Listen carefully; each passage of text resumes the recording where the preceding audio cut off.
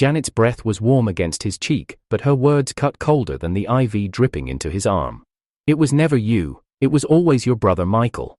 Jimmy couldn't even lift his head. The machines beeped steadily beside him, mocking him with every pulse he no longer wanted to keep.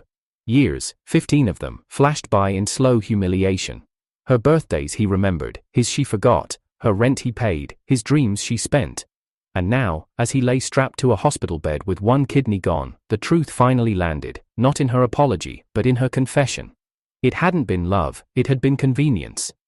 She stood straight again, adjusted her hair, and without even waiting for him to reply, turned away. The door clicked shut like the final nail in the coffin. He wanted to cry, but even the salt had dried up. His eyes just burned quietly. He remembered when he first signed the donor paperwork, alone, still holding on to her words from that night. "I'll never forget what you did for me, Jimmy."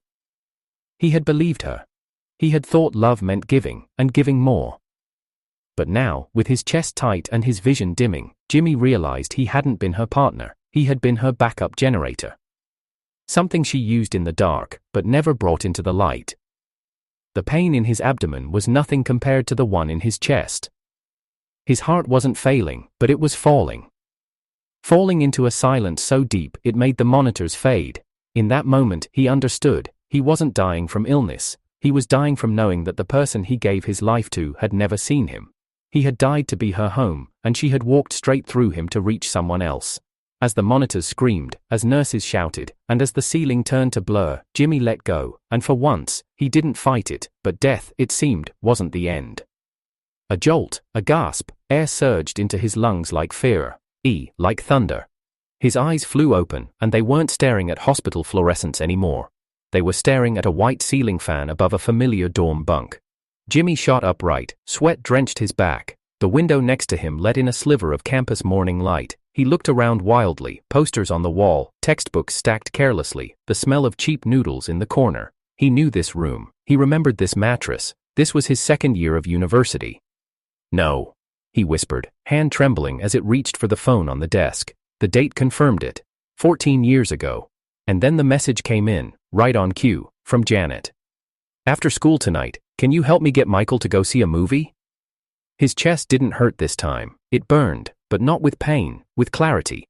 In the past, he had gone, smiled, played wingman, watched them fall in love while he stood in the shadows like a loyal fool. Not this time. His fingers hovered over the keyboard. A new fire coursed through him.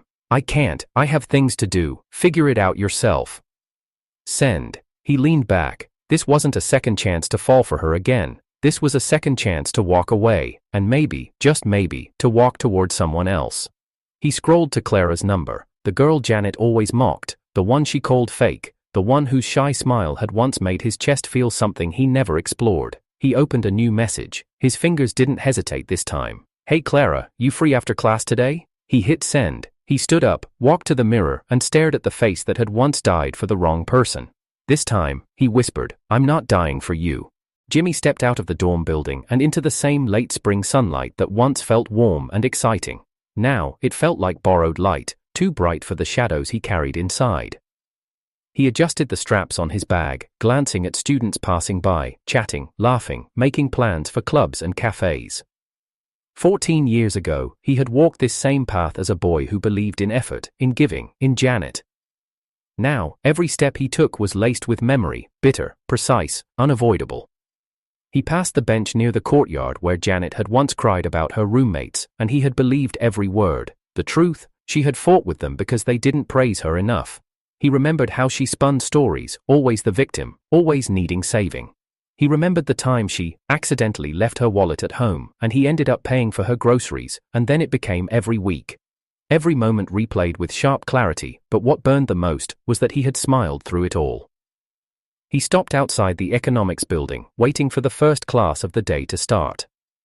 Students gathered, but one person in particular caught his eye, Clara, standing by herself, a book clutched to her chest, her chestnut brown hair tied into a low bun. She looked exactly as he remembered, neat, quiet, a little awkward, and still invisible to everyone else.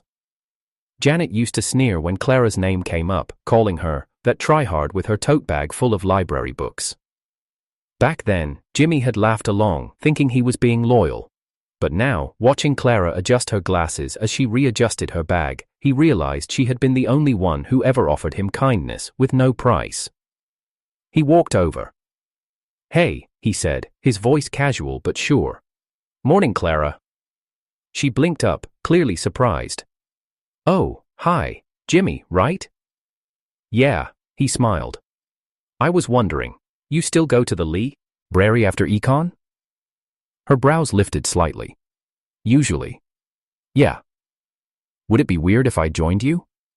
Now she really looked surprised.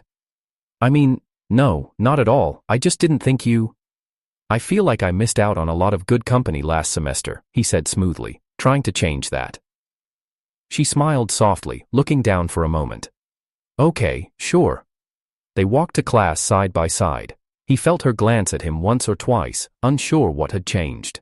She'd find out soon enough, not through words, but through choices. Inside the classroom, he took the seat beside her. Around them, conversations blurred, but Jimmy wasn't listening to the present. He was watching the past walk by. Janet sat 2 rows ahead, already turned in her seat to talk to Michael, laughing too loudly. Back then, Jimmy had thought it was cute, her confidence, her brightness. Now, all he saw was performance. She wasn't laughing at Michael's joke, she was laughing because others were watching. The professor walked in, class began. Jimmy took notes carefully, remembering this topic would come up on the midterm. Last time, he had skipped the readings to help Janet move into her off-campus apartment. She didn't even unpack, he did it all while she FaceTimed a friend. After class, he turned to Clara. "Still up for the library?" She nodded. "I usually sit near the windows." He followed her across campus. She bought 2 coffees from a vending machine, 1 cream, 1 black. She handed him the black one without asking. "I remembered you drink it plain," she said with a small shrug.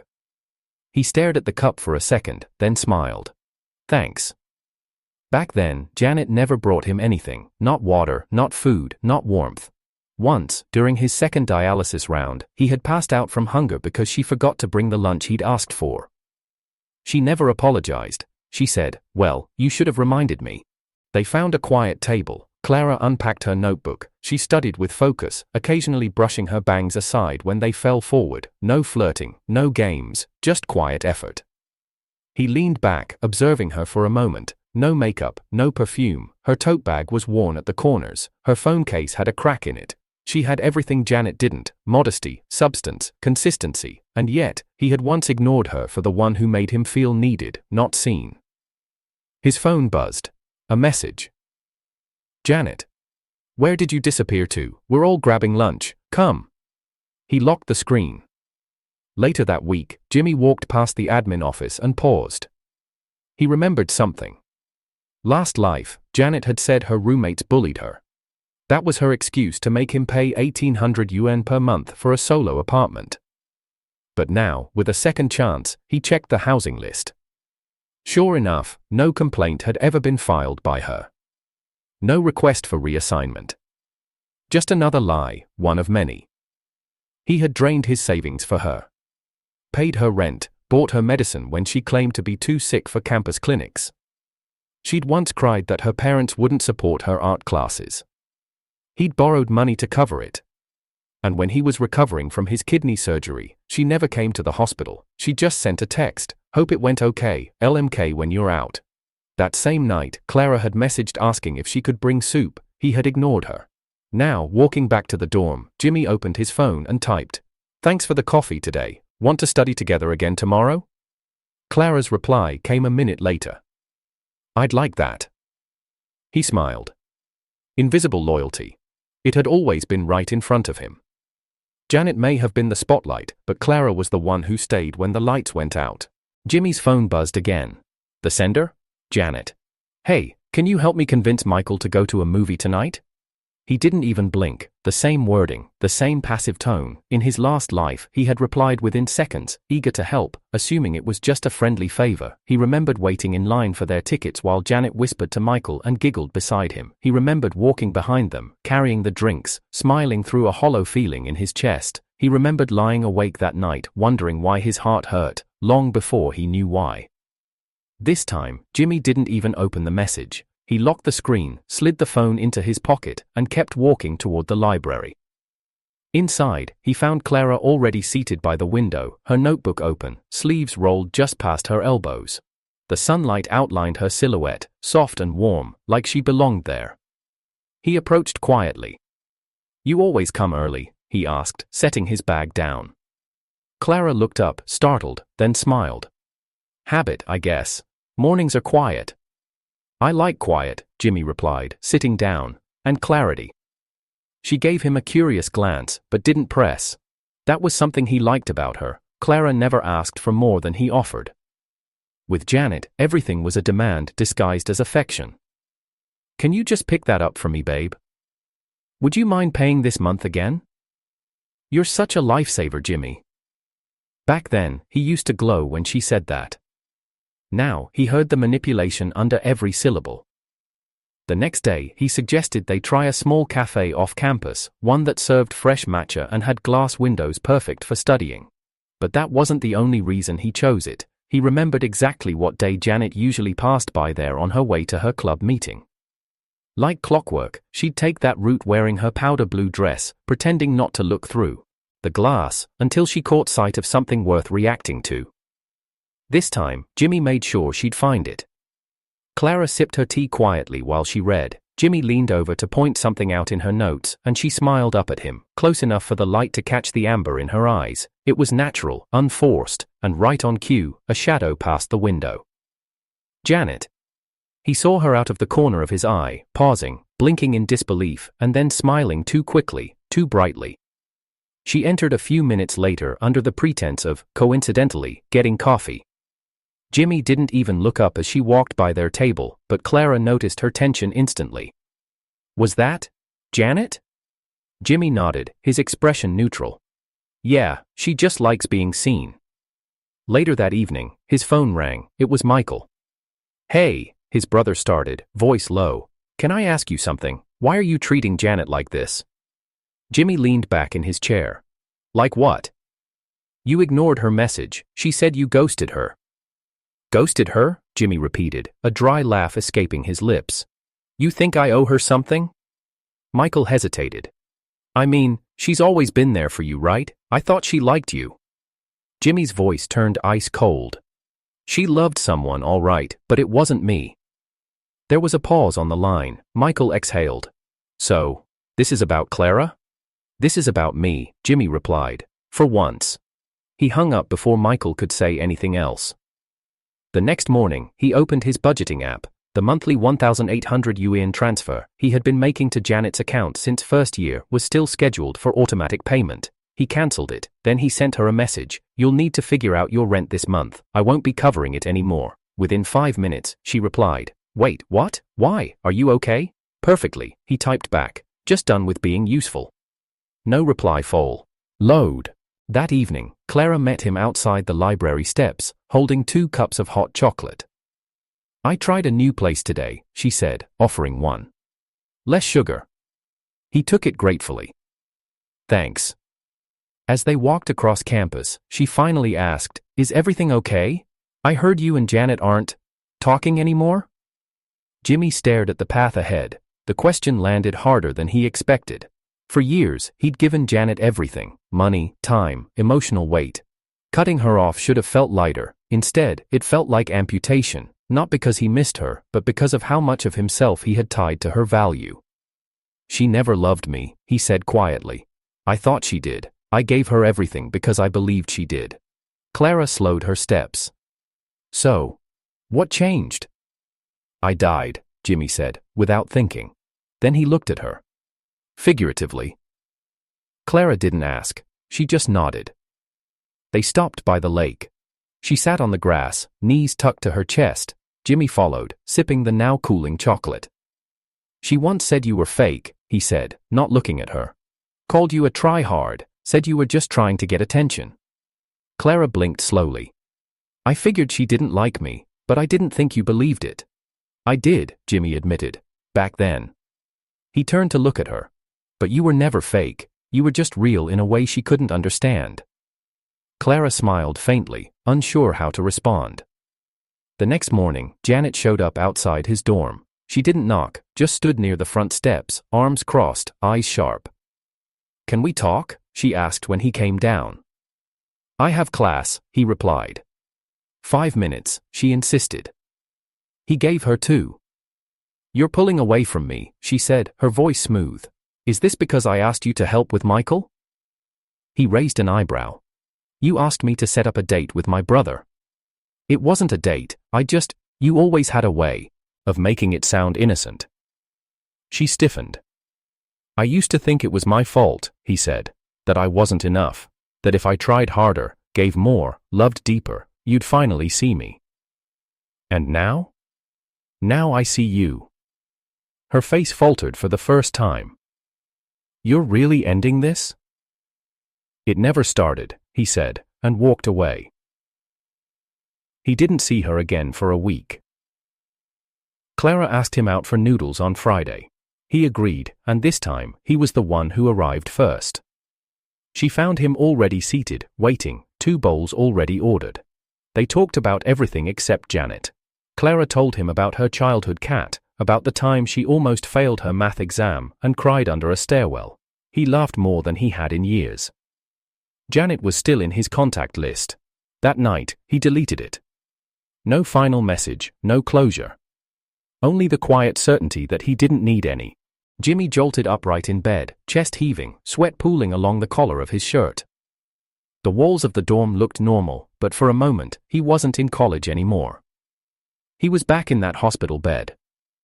The machines beeped in tandem with his fading breath. The pain wasn't just physical, it was betrayal made flesh. He remembered the echo of nurses whispering just outside the curtain. "His vitals are dropping." Did she leave? No, she's still scrolling. And there she was, Janet.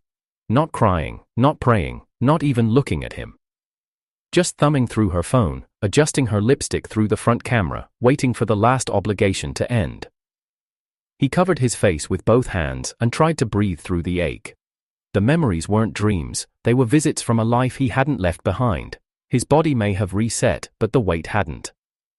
A knock on the door pulled him out of the spiral. It was Clara, holding 2 paper cups and a familiar concerned expression. "You okay?" she asked softly. "You weren't in class today." "Headache," Jimmy lied. "Didn't sleep." She handed him the tea anyway. "You look like you haven't slept in weeks." He forced a smile. "Maybe I haven't." They sat in silence, the kind she never rushed to fill.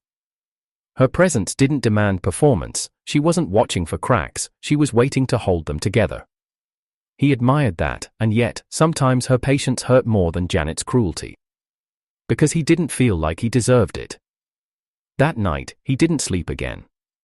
This time the dream wasn't just of the hospital, it was of Clara, from the past life, standing at the edge of the ward's hallway. He had ignored her message, something about bringing soup. She had stood there a while, then turned and walked away. He woke up in tears. The next evening, Clara found him alone outside the campus library, staring at the blank sky.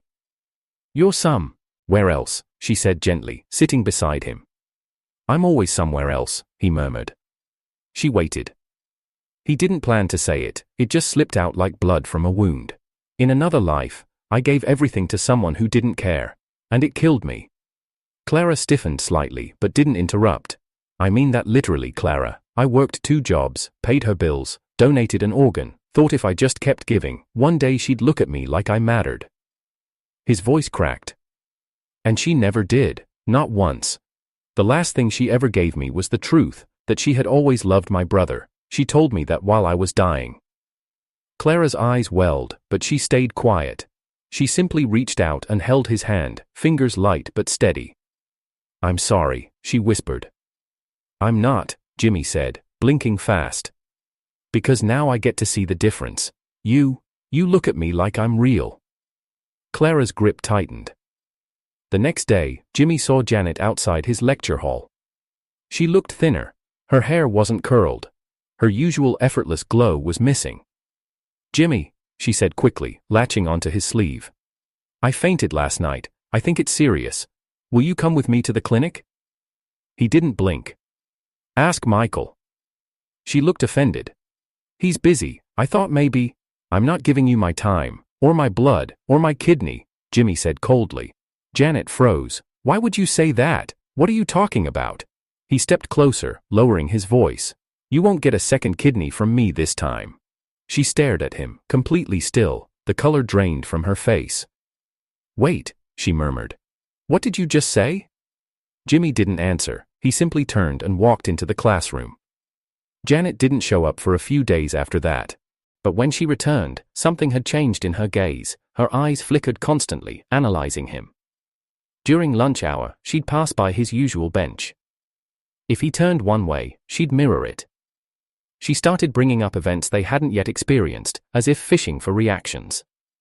She was testing him. She suspected. Clara noticed too. She's watching you more than usual, she said one afternoon as they studied together. I know. Should I be worried? Jimmy looked at Clara and saw worry, not jealousy. The good kind, the kind that wanted to protect, not possess. No, he replied. But I should have been worried about you more last time. Clara smiled softly, brushing her thumb over the edge of her notebook. We're here now. A week later, Janet showed up again, this time seated quietly in the back of the lecture hall. She didn't speak, just stared, watched. Jimmy ignored her. But inside, it stirred something he didn't want to feel. The rage hadn't died, it had gone dormant. When Janet had told him, in that hospital bed, that she had always loved Michael, he had thought it was the final knife.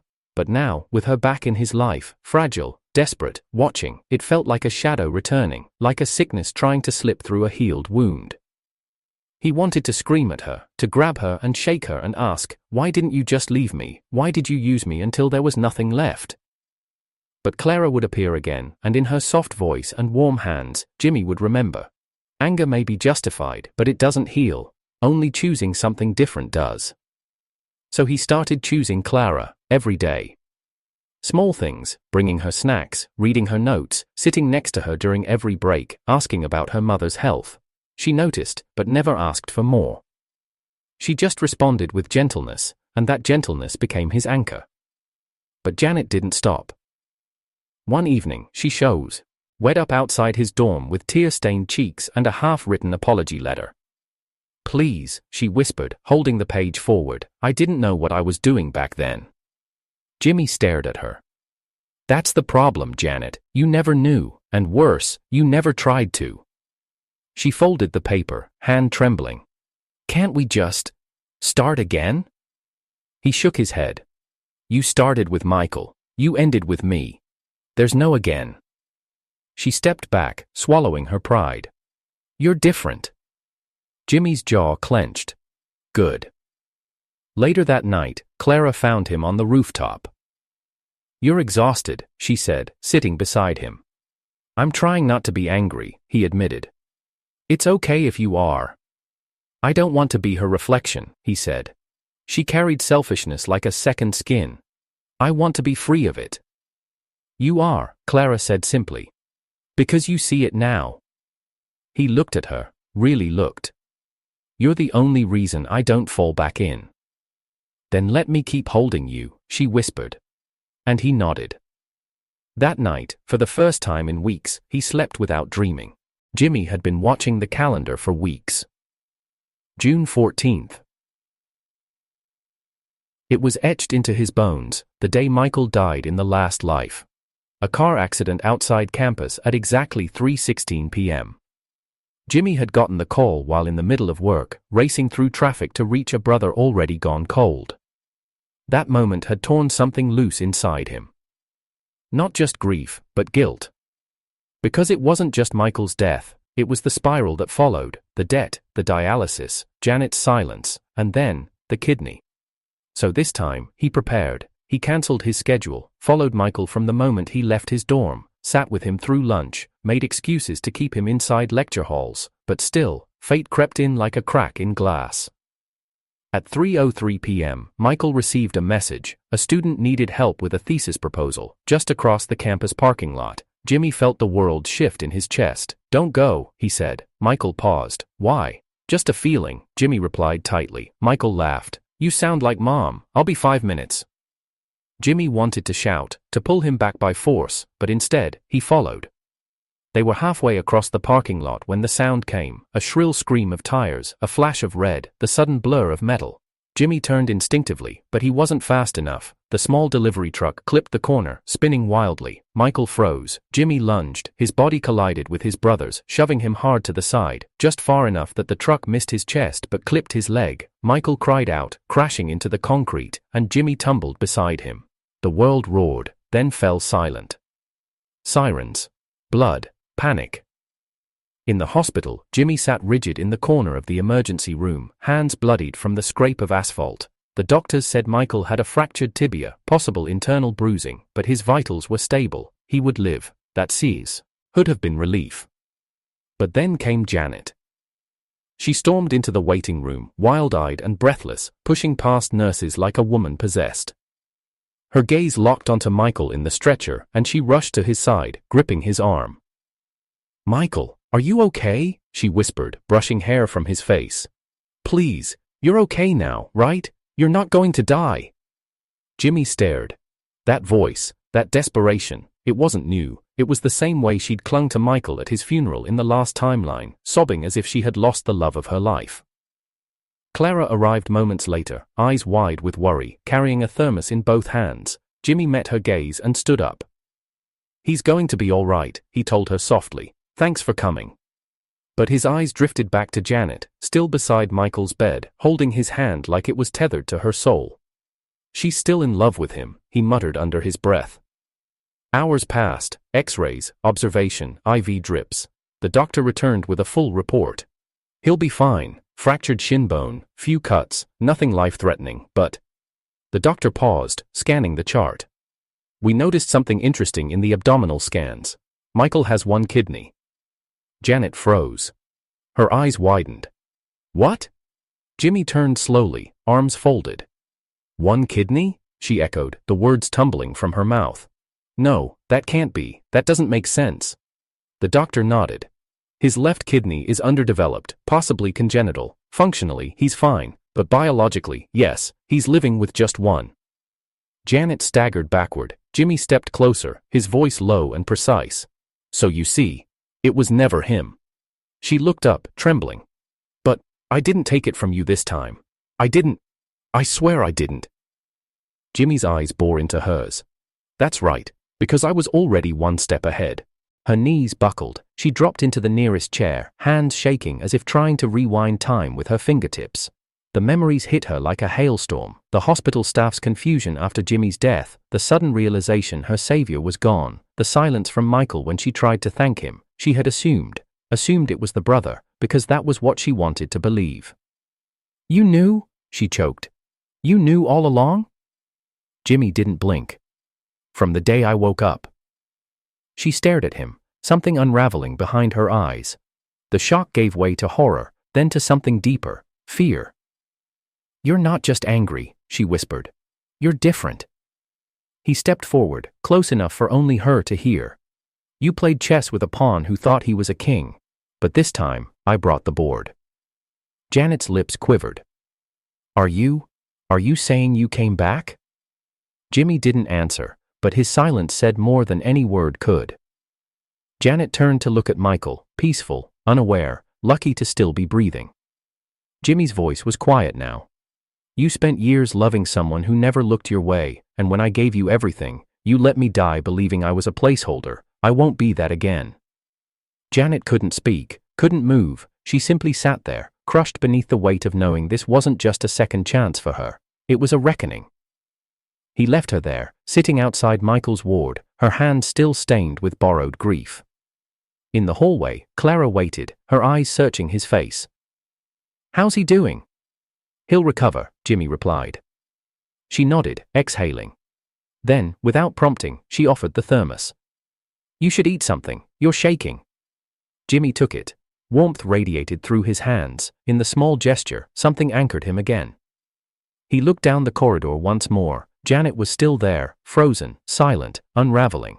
And for the first time, Jimmy didn't feel like her victim. He felt like her consequence. It began on a Tuesday. Clara had just handed in her paper and was walking across the quad when her phone buzzed, then buzzed again and again. By the time she looked, there were 12 messages, group chats, notifications, mentions on the university forum. Her heart sank. She clicked the first thread. A post by @truthseeker999. Meet Clara, the campus coquette who stole her best friend's boyfriend. The images followed. Photos of Jimmy and Clara walking together, eating together, her laughing, leaning into him, all heavily edited, oversaturated, and disturbingly intimate. Then screenshots, fake messages, edited timestamps. One even read, "Clara, she doesn't deserve you, let her suffer." It was a lie, every single one of them. Within minutes, it exploded. Disgusting. Campus homewrecker. She used to pretend she was sweet. Clara stood frozen in front of the humanities building, phone trembling in her hands, as whispers began to rise around her. When Jimmy found her, she was curled up on the bench outside the dorm, her phone face down on her lap, silent tears cutting tracks down her cheeks. "I didn't do anything," she whispered. "I never even said those things." Jimmy didn't ask for proof. He didn't try to calm her. He didn't say it would pass. He simply reached into his pocket and pulled out a flash drive, the one he had been preparing since the moment he knew Janet would strike below the belt. "Clara," he said softly, brushing her tear-wet hair back from her cheek. "Stay inside. Let me handle this." The next hour was war. Jimmy sat at his desk, opened his laptop, and uploaded the full archive. Every chat with Janet, dated, tracked, unaltered. Receipts, restaurant bills, apartment rent transactions, tuition money, photos of her at parties she claimed she never went to, screenshots of her telling friends that she was just stringing Jimmy along until Michael noticed her. And most damning of all, a confession she had sent to a friend 3 months before Jimmy's kidney surgery in the past life. "If he dies, at least I get the surgery for free." It hadn't meant much then, it meant everything now. He posted the thread. Title: The Truth About Janet, A Timeline of Deceit. He didn't add insults, he didn't scream, he let the facts speak. The post hit the forum like a tidal wave. Comments exploded. "She used him. This is sick. I called Clara names earlier, I'm so sorry. She manipulated both brothers." By sundown, #Justice for Clara was trending on campus boards. And then, the police got involved. Clara, with Jimmy beside her, filed a formal defamation report. The next morning, Janet was escorted from the student lounge by 2 officers. The entire room watched. Michael stood by the vending machine, frozen, coffee can in hand. Janet didn't resist. But when they reached the station and sat her down in the interview room, she still wore her old mask. "This is just a misunderstanding," she said, voice fragile. "I was hurt, I lashed out." Jimmy said nothing, not a word. Until the officer slid a paper across the table. "Mediation terms," the officer said. "Avoids escalation, victim agrees to settle." Janet glanced at Jimmy. "You really want to humiliate me like this?" He finally looked up. Calm, cold. "You think this is humiliation? I haven't even started." Janet swallowed. "You will pay Clara 5,000 yuan for emotional damages." She stiffened.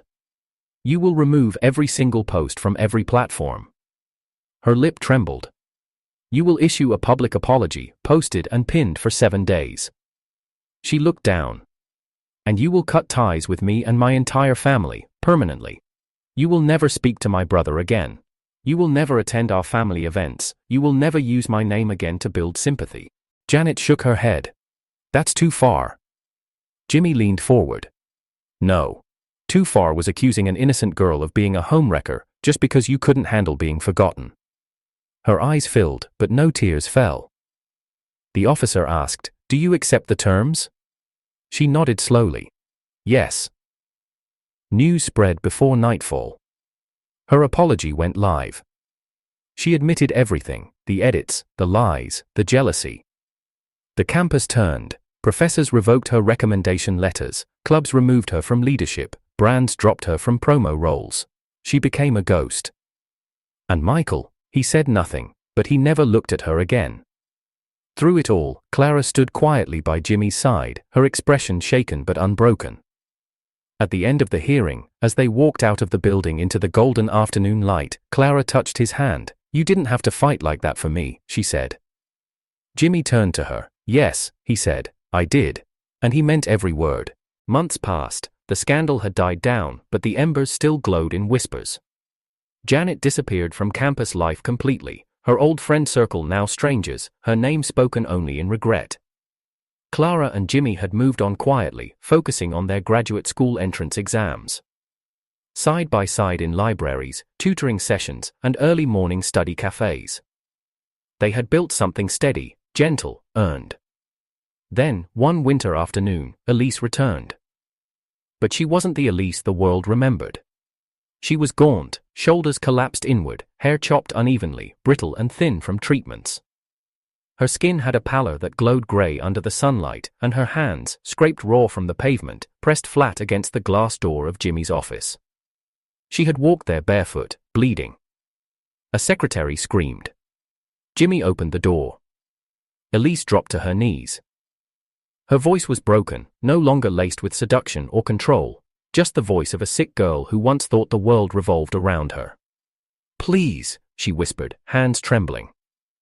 "I don't have a year left, the transplant list isn't moving, I've tried everything, I have nothing left."